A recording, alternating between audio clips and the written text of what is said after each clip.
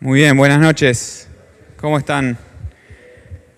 Una alegría acompañarlos nuevamente y tratar de recorrer juntos la segunda parte de este capítulo 14 que empezamos la semana pasada. Así que si me acompañan vamos a abrir nuestras Biblias en Juan capítulo 14 y leer ahí la segunda parte. Leíamos la semana pasada los primeros versículos hasta el versículo 14 y poníamos un poco en contexto, ¿no? La escena donde ocurre este relato. No sé si estuvieron pensando en la semana. A veces es bueno, ¿no? Tratar de recordar durante la semana, los días que siguen,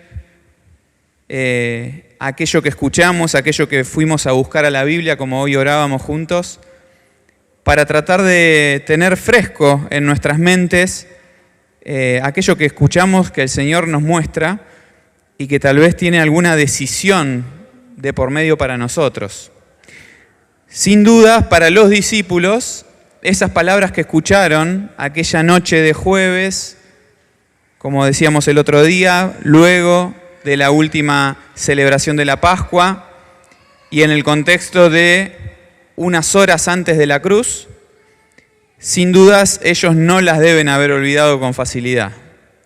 Estas palabras eran fundamentales para su vida en lo que seguía. Eran necesarias para el momento que vivían. ¿Se acuerdan que habíamos dicho que la frase que de alguna forma marca el carácter del capítulo y la intención del Señor Jesús al hablarle a ellos es la primera frase del capítulo 14? No se turbe vuestro corazón. Porque ellos estaban en un momento con su corazón como un mar embravecido, decíamos, ¿se acuerdan? Aguas turbulentas. Estaban pasando muchas cosas y el Señor sale al cruce de esa situación en su corazón para traerles justamente lo contrario a lo que estaban viviendo, esa tranquilidad que ellos necesitaban. Decíamos el otro día que empieza hablándoles de la fe, dónde depositaban su fe, sus convicciones, su confianza. Decíamos que les habla de la esperanza, el acceso eterno a la misma presencia de Dios. Decíamos que les recuerda su carácter de Dios, su persona como Dios, y que les muestra que la única forma de acceder a todo lo que hay en el Padre y todo lo que implica una relación con el Padre es, como escuchamos también recién, solamente a través de Él. El único camino de acceso a Dios es el Señor Jesús. Y terminaba la porción que leímos el otro día, que la cortamos por una cuestión de tiempo y por una cuestión de organización nada más, pero obviamente el discurso del Señor Jesús continuó. Pero decíamos las últimas palabras del Señor: todo lo que pidieres al Padre en mi nombre, lo haré. Si algo pidieres en mi nombre, yo lo haré. Mostrándoles que el camino de acceso al Padre también para responder a sus pedidos, a sus oraciones, como nosotros hemos hecho hace un ratito, es en el nombre del Señor Jesús, con todo lo que eso significa.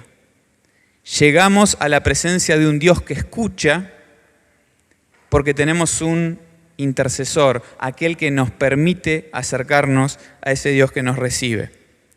Y continúa entonces el Señor Jesús, desde el versículo 15 hasta el final, leemos con estas palabras: si me amáis, guardad mis mandamientos. Y yo rogaré al Padre y os dará otro consolador, para que esté con vosotros para siempre.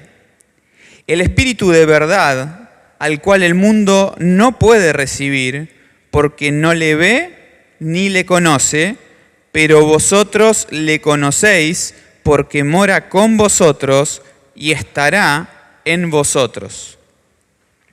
No os dejaré huérfanos, vendré a vosotros. Todavía un poco, y el mundo no me verá más, pero vosotros me veréis, porque yo vivo, vosotros también viviréis. En aquel día vosotros conoceréis que yo estoy en mi Padre, y vosotros en mí, y yo en vosotros. El que tiene mis mandamientos y los guarda, este es el que me ama, y el que me ama será amado por mi Padre, y yo le amaré y me manifestaré a él. Le dijo Judas, no el Iscariote: Señor, ¿cómo es que te manifestarás a nosotros y no al mundo? Respondió Jesús y le dijo: el que me ama, mi palabra guardará, y mi Padre le amará, y vendremos a él y haremos morada con él. El que no me ama, no guarda mis palabras, y la palabra que habéis oído no es mía, sino del Padre que me envió. Os he dicho estas cosas estando con vosotros, mas el Consolador, el Espíritu Santo, a quien el Padre enviará en mi nombre, Él os enseñará todas las cosas y os recordará todo lo que yo os he dicho. La paz os dejo, mi paz os doy, yo no os la doy como el mundo la da. No se turbe vuestro corazón, ni tenga miedo. Habéis oído que yo os he dicho, voy y vengo a vosotros. Si me amarais, os habríais regocijado, porque he dicho que voy al Padre, porque el Padre mayor es que yo. Y ahora os lo he dicho antes que suceda, para que cuando suceda, creáis. No hablaré ya mucho con vosotros, porque viene el príncipe de este mundo, y él nada tiene en mí. Mas para que el mundo conozca que amo al Padre, y como el Padre me mandó, así hago. Levantaos, vamos de aquí. Esta última frase marca lo que decíamos también el otro día, ¿no? La conclusión, el fin de las palabras del Señor Jesús en el aposento alto, luego de celebrar aquella Pascua, la última Pascua celebrada con ellos, y al levantarse de este lugar, la escena se empieza a trasladar camino, y de hecho las palabras que continúan pareciera que son dichas por el Señor de camino, como un discurso. Hasta ahora parece un diálogo de sobremesa con una interacción en una conversación, pero a partir de ahí parece un discurso directamente del Señor que les va hablando a sus discípulos hasta que llegan al huerto donde el Señor Jesús ora y donde se produce finalmente la traición de Judas. Así que esta segunda sección, esta segunda parte del capítulo es una continuación de la primera, no se pueden desprender entre sí. Es parte todo del mismo discurso, es todo parte de la misma intención del Señor Jesús de decirle: no se turbe vuestro corazón. De hecho, repite la misma frase más adelante como conclusión de aquellas palabras que les está diciendo. Ahora, fíjense, hasta ahora todo lo que les viene diciendo en las palabras que vimos el otro día, hasta el versículo 14, son todas palabras que dependen 100% de su persona y lo que Él les cuenta de Él mismo. La esperanza, el acceso al Padre, su esencia de divinidad, su carácter de mediador, su respuesta a las oraciones, todo tiene que ver con Él. Pero en el versículo 15 introduce un factor que es fundamental porque tiene que ver con ellos mismos y con sus decisiones, y obviamente tiene que ver con las decisiones de cualquiera que quiera llamarse a sí mismo discípulo del Señor. La calidad o el carácter de una persona que puede ser llamado discípulo del Señor depende del versículo 15 y más adelante lo repite en el versículo 21. Si me amáis, guardad mis mandamientos. Versículo 21. El que tiene mis mandamientos y los guarda, ese es el que me ama. Versículo 23. El que me ama, mi palabra guardará, y mi Padre le amará, y vendremos a él y haremos morada con él. El que no me ama, no guarda mis palabras, y la palabra que habéis oído no es mía, sino del Padre que me envió. Insiste el Señor en este concepto de guardar sus mandamientos. Y esta es la parte que le toca a cualquier discípulo del Señor. Hay una relación estrecha, directa y necesaria entre comunión con el Señor y guardar sus mandamientos. No se pueden desprender, no se pueden separar, no se puede pretender decir amo al Señor, pero tener una vida que va por otro lado, por otro camino que no sea el de sus mandamientos. Juan recoge este mismo concepto después en su primera carta, ¿se acuerdan? Cuando en 1 Juan capítulo 1, él dice, el que dice que permanece en él debe andar como él anduvo. De hecho, el capítulo 15 justamente va a resaltar, y ustedes lo van a ver dentro de poquito, una palabra que tiene que ver justamente con esto, ¿no? El concepto de permanecer, permanencia. Pero es notable que el Señor Jesús, luego de hablarles de todas estas cosas celestiales que consuelan un corazón y que le traen paz a un corazón atribulado, les plantee, les ponga delante de ellos la cuestión de guardar sus mandamientos. No es la parte que más nos gusta escuchar, el tema de guardar mandamientos. Porque es el concepto bíblico que tiene una palabra asociada directa, ¿no? ¿Cuál es la palabra? Obediencia.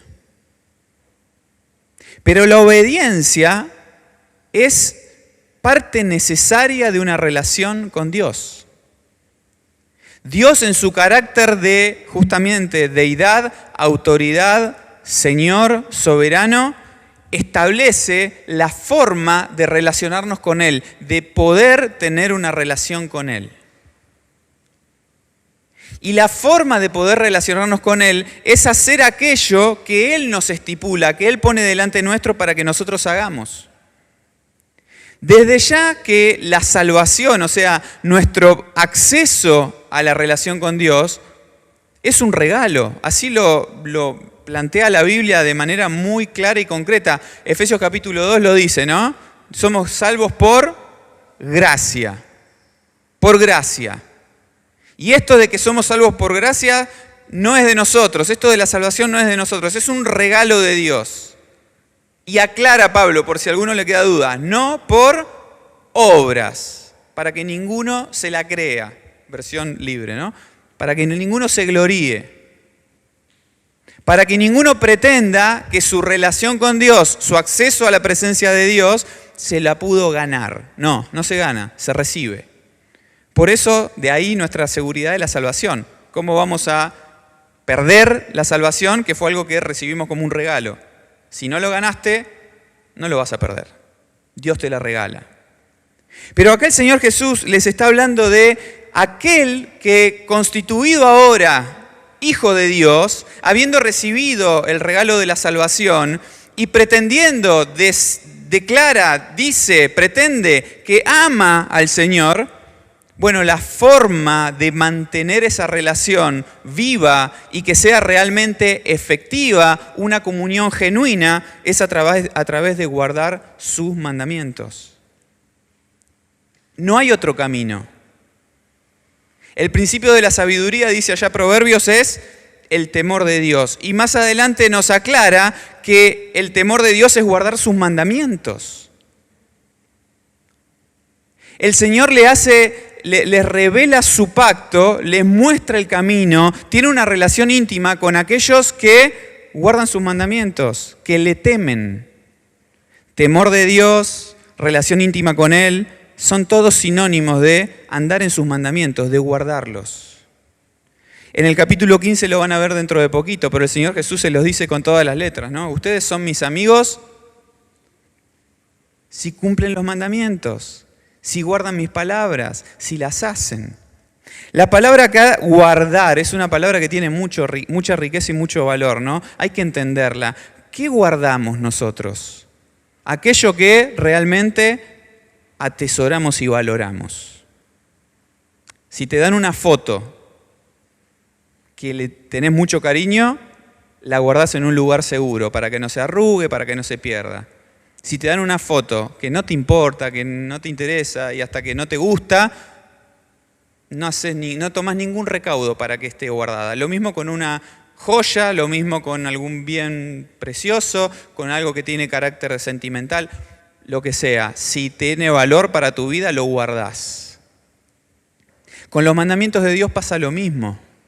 Guardar los mandamientos de Dios es atesorarlos en el lugar de nuestra vida de real significado e importancia. Me importa, por lo tanto, lo tengo ahí, custodiado.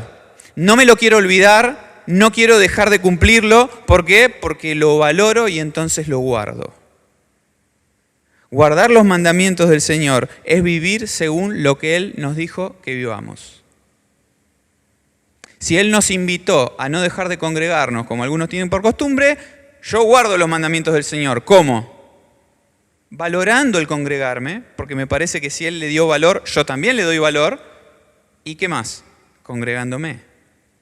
Si Él me invitó a orar y no dejar de orar, si Él me invitó a escudriñar las Escrituras y no dejar de hacerlo, si Él me encomendó que cuente el Evangelio a los que me rodean, y así podemos enumerar todos sus mandamientos. Guardarlos significa darles el valor que deben tener y ocuparme en cumplirlos. Y fíjense, a propósito, los ejemplos que mencioné, en ningún caso dije los no de parte de Dios. Nosotros muchas veces cuando pensamos en los mandamientos de Dios, nos vamos a los que no nos deja hacer. La lista de las negaciones. No se puede, tampoco aquello. Y nos parece que ser cristianos es un montón de prohibiciones, cuando Dios nos dice que ser cristianos es abrir la puerta a una vida nueva, con un montón de cosas que ahora sí podés hacer porque tienen sentido, y todas las demás, como pensás como Dios, las vas a querer dejar de lado porque eran las que antes te apartaban de Él. Si mentir antes te alejaba de Dios y fue uno de los pecados que llevó a Cristo a la cruz, ¿qué haces como cristiano si guardás sus mandamientos? Y quiero dejar la mentira lejos, no porque Dios me diga no tenés que mentir, sino porque entiendo que ese camino es el peor que puedo elegir.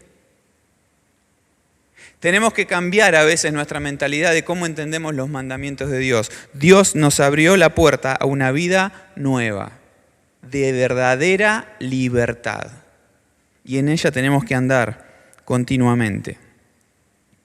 Ahora, lo segundo que introduce el Señor Jesús, aparte de este concepto de guardar sus mandamientos, es el gran concepto del Espíritu Santo. Con una palabra que justamente va muy bien, no calza muy bien con el motivo del pasaje. No se turbe vuestro corazón. ¿Por qué podía estar turbado su corazón? Se nos va el Señor. Nos acaba de decir que se va. No los voy a dejar huérfanos, le dice el Señor. Quédense tranquilos. Capítulo 16 les va a decir, les conviene que me vaya. ¿Por qué? Porque entonces va a venir el Espíritu Santo. Y el título que se menciona acá para Espíritu Santo es, uno de sus nombres, Consolador, como se pone acá. Consolador es aquel que da consuelo. A un corazón turbado le hace falta consuelo para poder lograr la tranquilidad que necesita. Ahora, el concepto de la palabra consolador no es solamente aquel que consuela como la mano en el hombro, ¿no? Diciendo, bueno, ya va a pasar, sino como aquel que realmente acompaña y tiene la palabra precisa, tiene la palabra oportuna. Es el que acompaña y no solo acompaña, sino que guía. Introduce acá, es una palabra griega muy cargada de contenido, pero de alguna forma el Espíritu Santo viene a cubrir todas aquellas cosas que allá hacía el Señor Jesús con los suyos. Por eso les dice, Él les va a dar otro consolador. ¿Por qué dice otro consolador? Bueno, porque había un consolador. ¿Quién era? El Señor Jesús. Y acá la palabrita otro en griego tiene también un significado profundo, porque yo puedo, por ejemplo, comprarme una docena de facturas, elijo una, no me gusta y digo, quiero otra. ¿Otra igual? No, quiero otra distinta.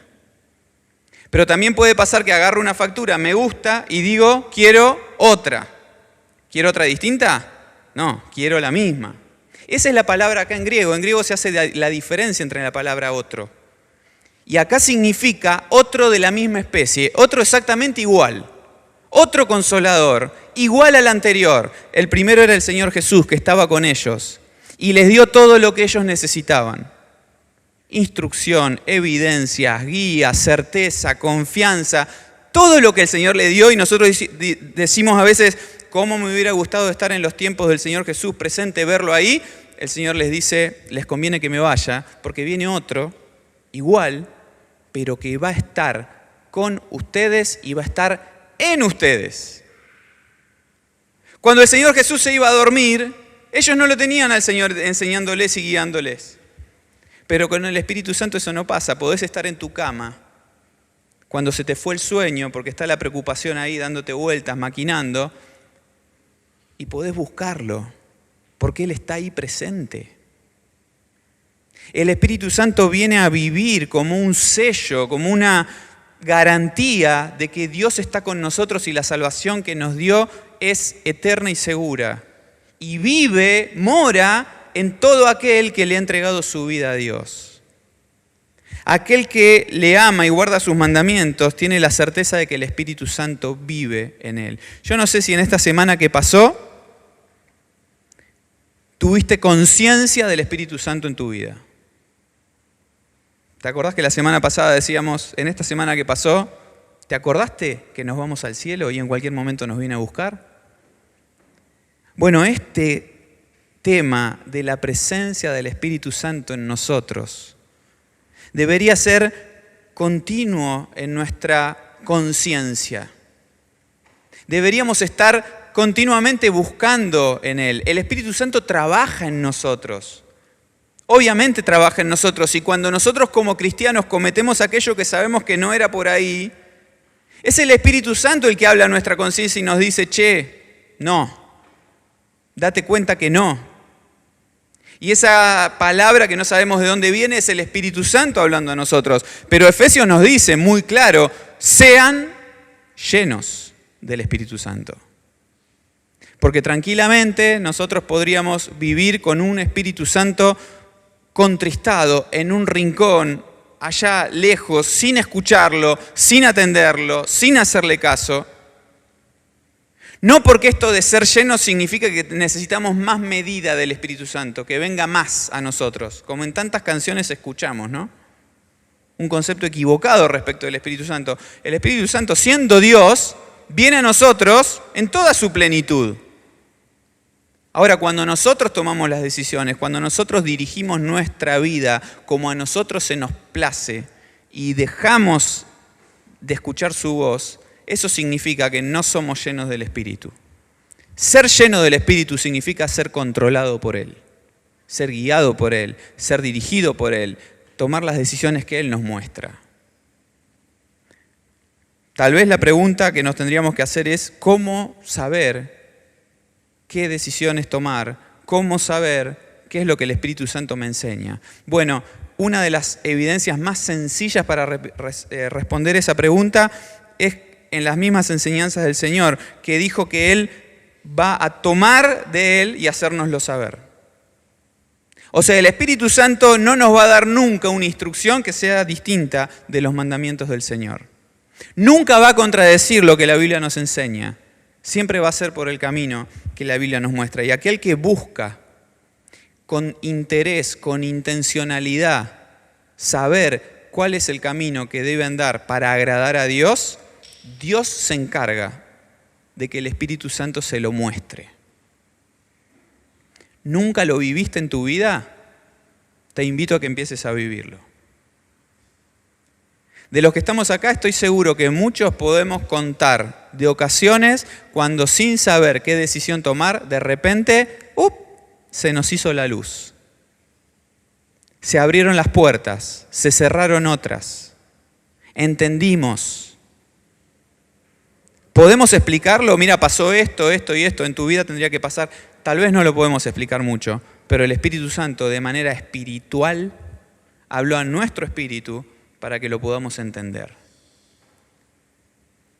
Eso es lo que mayor tranquilidad trae a la vida de una persona. No se turbe vuestro corazón, porque el Espíritu Santo te puede guiar por el camino que tenés que andar.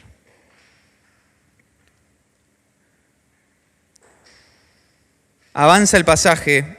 Judas le hace una pregunta, no el Iscariote, ya habíamos dicho, ¿no? Ya se había ido del grupo. Pero le hace una pregunta que es muy interesante. ¿Cómo es que te manifestarás a nosotros y no al mundo? Es una buena pregunta. Porque ellos estaban acostumbrados a verlo al Señor con ellos, pero los demás también lo podían ver. Escuchar las enseñanzas del Señor, que los demás también podían escuchar. Pero ahora les dice que no va a estar más con ellos, y él dice, bueno, ¿y cómo va a pasar esto? Y entonces ahí viene la respuesta del versículo 23. El que me ama, mi palabra guardará, y mi Padre le amará. Vendremos a él y haremos morada en él. Dios, viviendo en nosotros, se manifiesta solamente a aquellos que con fe le agradan y lo buscan. Y los demás es probable que no entiendan absolutamente nada. Pero es Hebreos 11:6. Sin fe es imposible agradar a Dios. Ahora, con fe pasa esto. Con fe, depositando nuestra confianza en Él, amándole realmente, es decir, guardando sus mandamientos, se da esta comunión espiritual entre Dios y nosotros, y entonces Él se manifiesta solo a nosotros y no a los que no le buscan de esa misma manera. Y termina el Señor diciendo en el versículo 27, este pasaje que lo mencionamos el otro día también hacía la pasada. La paz os dejo, mi paz os doy, yo no os la doy como el mundo la da. Y cierra diciendo, no se turbe vuestro corazón, ni tenga miedo. ¿Se acuerdan que mencionábamos el otro día? La paz de Dios, la paz que el Señor Jesús les promete a los discípulos, y por lo tanto está disponible para nosotros también, no tiene nada que ver con la paz que podemos encontrar en este mundo. El otro día lo decíamos, la paz de este mundo se basa en las cosas que cada uno puede conseguir y tener. Por eso muchos de nosotros muchas veces pensamos, cuando tenga determinada cosa o cuando consiga terminar determinado proyecto, ahí voy a estar en paz. Incluso lo pensamos como una expresión de deseo. Si tan solo pudiera tener tal cosa, si tan solo pudiera terminar tal otra, entonces podría estar tranquilo, podría tener paz, podría descansar. Esto es lo que me quita el sueño hoy. Si eso no estuviera, podría descansar bien. Una enfermedad, una cuestión económica, un proyecto, una situación familiar, lo que sea. Y no nos damos cuenta que nuestra vida se compone efectivamente de eso. Si hoy nos toca atravesar esta circunstancia, es cuestión de tiempo para que tengamos que pasar a otra circunstancia. Y si hoy tenemos esta necesidad, bueno, cuando la saldemos, es probable que mañana tengamos otra necesidad. Y así vamos, ¿no? Como el burro atrás de la zanahoria, pretendiendo alcanzar algo que nunca alcanzamos. Una promesa que nunca se cumple. Algo que parece que nos dicen que lo vamos a tener y no lo tenemos. El único que da real paz, el único que da real tranquilidad, es el Señor Jesús, que la entrega, que la concede de manera plena. Y acá con esta frase podemos entender expresiones como la del Salmo 23, donde David decía, ¿se acuerdan? Jehová es mi pastor, nada me faltará. ¿Será que no le faltaba nada de este mundo? ¿Será que tenía todos sus asuntos resueltos? ¿Será que David tenía la casa en orden? Es cuestión de leer la historia nada más para darnos cuenta que no era así. Se movía la vida también. También pasaba de una circunstancia a otra. Pero incluso cuando Saúl lo perseguía, o cuando Absalón se subleva, o cuando tiene problemas en casa con Adonías, o la situación que quieran pensar de la vida de David, uno puede pensar que David pensaba, de todas maneras, Jehová es mi pastor, nada me faltará. Por eso Pablo en Colosenses dice, en Cristo ustedes están completos. No falta nada. Miramos nuestras manos, miramos nuestras vidas y decimos, ¿no me falta nada? Sí, siempre me falta algo. Y es solo cuestión de volver a Juan 14, 27 y darme cuenta, si lo tengo al Señor, lo tengo todo. O como escuchamos recién, si no lo tengo a Él, no tengo nada. ¿Conoces a alguna persona que parece que lo tiene todo y es cuestión de rascar un poquito para darnos cuenta que no tiene nada? O aquello que realmente vale y perdura es lo que le falta. Y a veces hasta en nuestra boca aparece la frase, ¿no? Lo único que le falta es Dios. Le falta todo. Pero te pueden faltar casi todas las cosas de este mundo, pero si tenés a Dios, no te falta nada. Esa es la paz que trae Cristo a un corazón. De una persona que vive este mundo pensando, sabiendo, estamos de paso, somos peregrinos, extranjeros, no echamos raíces acá porque nada tenemos acá. Nos espera la eternidad, nos espera la gloria, Cristo está en nuestros corazones, no necesitamos nada más. Pase lo que pase, riqueza, pobreza, salud, enfermedad, pase lo que pase, podemos estar en paz. Termina el Señor Jesús con estas palabras y yo también voy terminando. Versículo 30. No hablaré ya mucho con vosotros, el Señor sabe que se está acercando el fin. Viene el príncipe de este mundo, él nada tiene en mí. Esta expresión significa algo así como, no tiene poder sobre mí. No puede hacer él lo que yo no quiera hacer. Pero remata con el versículo 31, pero para que el mundo conozca que amo al Padre y como el Padre me mandó, así hago. ¿Qué le está diciendo? A donde voy, a la cruz, no me está llevando de las narices el diablo. Él no tiene nada conmigo. No tiene poder sobre mí, pero yo amo al Padre y si el Padre me dio esto para que yo haga, eso voy a hacer. Por más que no sea lo más agradable, por más que el camino sea duro, el camino de guardar sus mandamientos, el amor al Padre hacía al Señor guardar sus mandamientos y cumplir su voluntad. En tu vida y en la mía debería pasar exactamente lo mismo. ¿Hay algún mandamiento de Él que no termines de entender, que no sepas por qué, que te cuestiones? Lo único que necesitas es amar al Señor para ponerte a cumplirlo, para ponerte a guardarlo, para que sea la práctica de tu vida, para que decidas vivir así. Esa es la única forma de agradar al Padre, de hacer su voluntad. Y en definitiva, por eso arranca el capítulo 15 y de eso hablarán el encuentro que viene, permanecer en Él. Es como que el Señor va llevando el tema, ¿no? Como un gran maestro, como era. Va llevando el tema para que ellos terminen de entender que necesitan permanecer en Él. ¿De qué manera? Guardando su palabra, siendo así sus discípulos. Hermanos, un placer acompañarlos, pero sobre todo un placer el capítulo 14 de Juan. Y ojalá que no nos vayamos de ese capítulo hasta que no terminemos de entender todo lo que el Señor ha dejado en nuestras manos, todo lo que Él ha hecho por nosotros y todo lo que Él busca darnos para que nuestro corazón pueda estar tranquilo y ocupado solamente en sus mandamientos. ¿Saben que esto es así, no? Un corazón perturbado, en lo único que se ocupa es en la perturbación del corazón. Estás enroscado ahí y de ahí no podés salir.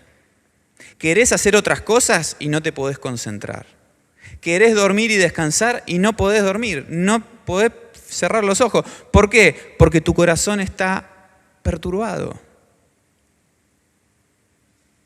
Pero cuando estamos en paz, a pesar de las circunstancias, entonces podemos enfocarnos en lo que realmente importa. Ojalá esa sea la realidad de nuestra vida.